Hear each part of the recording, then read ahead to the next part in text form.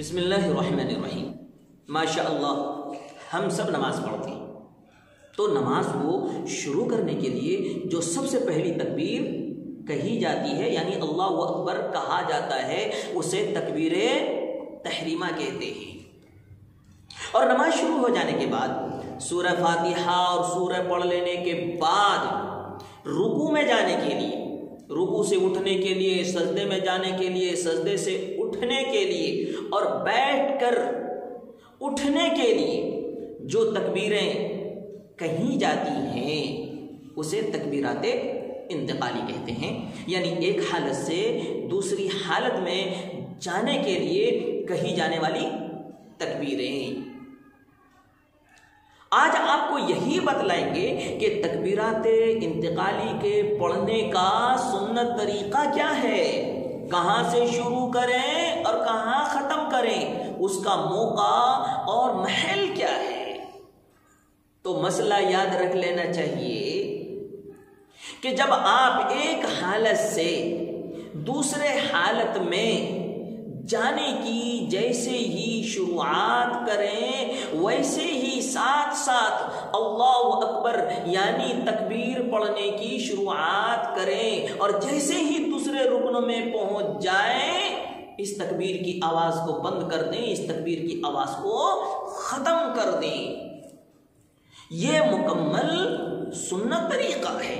مثال کے طور پر آپ کھڑے ہیں، رکوع میں جانے کی شروعات کر رہے ہیں تو یہیں سے شروع آپ کر دیں،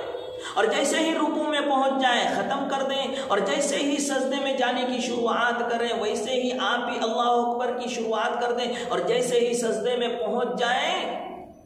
تو تکبیر کی آواز کو بند کر دیں۔ مسائل نماز صفحہ 151 پر کبیری کے حوالے سے یہ مسئلہ لکھا ہوا ہے کہ تکبیرات میں کامل سنت اسی وقت ادا ہوتی ہے جب آپ ایک رکن سے دوسرے رکن کی طرف منتقل ہونے کے ساتھ ساتھ ہی تکبیرات کی شروعات کر دیں، اور جب دوسرے رکن میں پہنچ جائیں تو اس تکبیر کی آواز کو بند کر دیں۔ یہ فل سنت ہوا، فل طریقہ ہوا، یہ سنت طریقہ پڑھنے کا ہوا۔ لیکن کیا امام، کیا مقتدی، کیا پہنچے ہوئے، کیا عام پبلک، کیا مولوی، کیا صوفی اب دیکھنے میں یہ آتا ہے کہ اس تکبیرات انتقالی کے پڑھنے میں بڑی کوتاہی کرتے ہیں، بڑی غلطیاں کرتے ہیں۔ کچھ لوگ تو آدھے رکوع میں پہنچتے ہیں سب اللہ اکبر کی شروعات کرتے ہیں، کچھ لوگ تو رکوع کے قریب پہنچتے ہیں تب اللہ اکبر کی شروعات کرتے ہیں، اور کچھ لوگ تو شروع سے شروع کرتے ہیں لیکن رکوع میں پہنچنے کے بعد بھی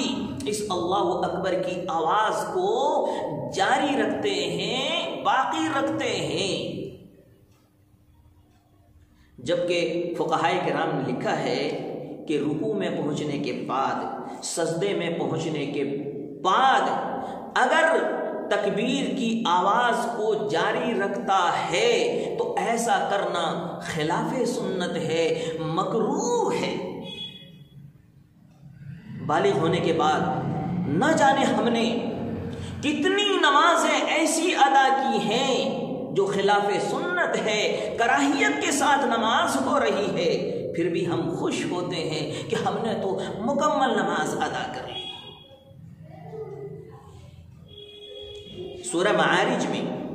مومن کی ایک خاص صفت بیان کی گئی، والذین هم علی صلاتهم یحافظون، یہی وہ لوگ ہیں جو اپنے نمازوں کی اور آداب نماز کی حفاظت کرتے ہیں، یعنی آداب نماز تک کی حفاظت کرتے ہیں۔ سنت تو بہت اونچے درجے کی بات ہے۔ اللہ رب العزت ایسے نمازی کو بشارت سناتے ہیں، اولئک فی جنات مکرمین، یہی لوگ جنت میں عزت کے ساتھ ہوں گے۔ اس لیے میں ہر نماز بندگی کرنے والوں سے خصوصیت کے ساتھ کہنا چاہتا ہوں، دل کی گہرائیوں کے ساتھ کہنا چاہتا ہوں کہ اس سنت طریقے کو اپنائیں اور اس کی مشق کریں، اس پر محنت کریں، اس پر تھوڑی سی دھیان دیں کہ جیسے ہی ہم ایک رکن سے دوسرے رکن کی طرف جانے لگیں ویسے ہی تکبیرات کی شروعات کریں، اور جیسے ہی دوسرے رکن میں پہنچیں اس کو ختم کر دیں۔ یہ سنت طریقہ اپنائیں اور اس کو اپنی زندگی میں لائیں، تو انشاءاللہ جب ہماری نماز سنت کے مطابق ہوگی، پیارے نبی صلی اللہ علیہ وسلم کے بتائے ہوئے طریقے کے مطابق ہوگی، ان کے اصول اور ان کے آداب کے مطابق ہوگی، تو ہماری نماز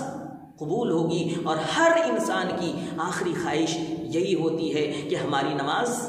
قبول ہو، ہمیں پورا ثواب ملے، اللہ اس کے بدلے میں ہمیں دنیا میں بھی اور آخرت میں بھی عزت عطا فرمائے۔ اگر ہم عزت چاہتے ہیں، آخرت میں دنیا میں کامیابی چاہتے ہیں، تو ہمیں امید ہے کہ انشاءاللہ اس طریقے کو یعنی تکبیرات انتقالی کو سنت طریقے پر ادا کرنے والے بنیں گے۔ اللہ ہم سب کو کہنے و سننے سے زیادہ عمل کی توفیق نصیب فرمائے، آمین یا رب العالمین۔